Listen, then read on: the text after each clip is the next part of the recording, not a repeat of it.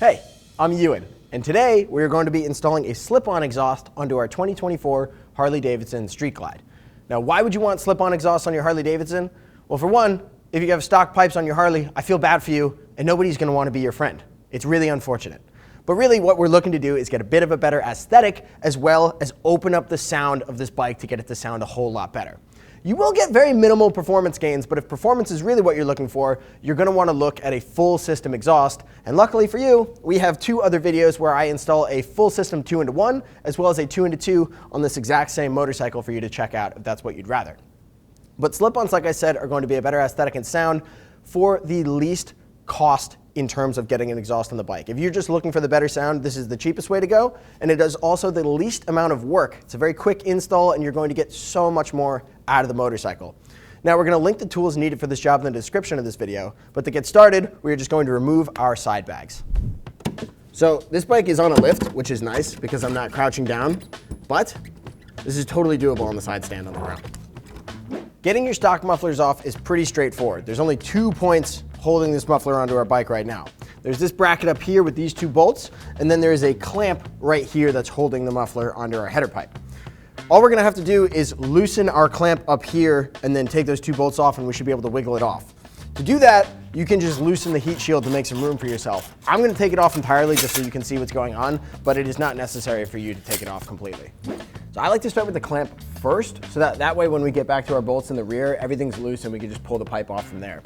Little trick with these, you want to use a deep socket so you can get all the way to the nut, and then I'll loosen it until the nut's at the very end of here. Sometimes what will happen is the clamp will get stuck on the threads here, so if it is, you can just tap it with a hammer to get it to loosen up so that you're actually getting some tension off the muffler.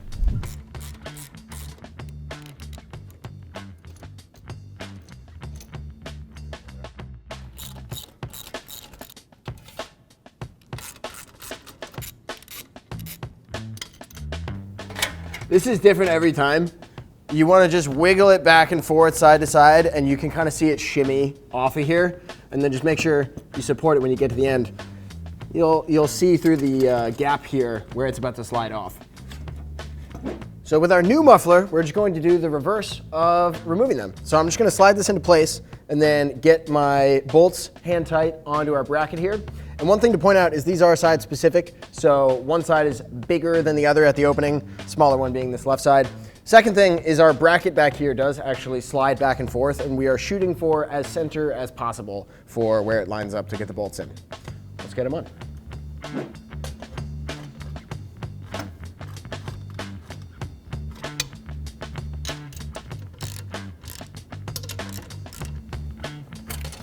Dude.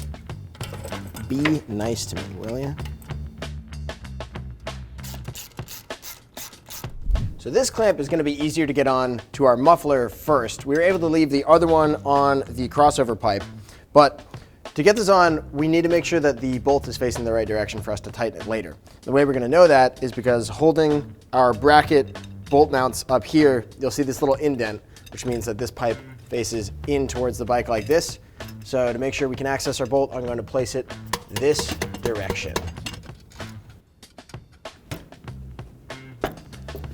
To make sure your pipe is even between the 2 sides, it's nice to just take a look at where this is seated. Should be as close to center as possible, and then reference the other side, and that's how you'll get them evened up. Now that our pipes have been slipped on, we're just going to go and get each mounting bolt pretty snug, get our clamp pretty snug. On the clamps, just make sure as you're tightening that your little spacer is seated properly so that they tighten down as they should. And then from there, we'll hit it with final torque. From here, we're just going to put our heat shields back on, and then very crucial step not to forget before we put our side bags back on. We're going to wipe this whole thing down to get rid of my grubby fingerprints so that we don't burn them on when we start up the bike for the first time.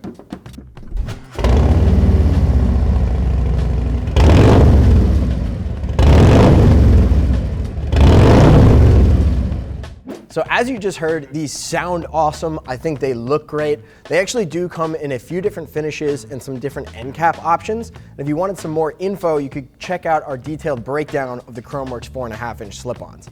I opted for the Khrome here, and I also opted for the edge cap, which lines up really nicely with the line of this side bag here. So we're getting a lot of aesthetic, the sound is great. The install is incredibly straightforward, only a few tools. You should be able to get it done in under an hour, and I think just a huge gain for the time and money spent to get this bike sounding and looking great.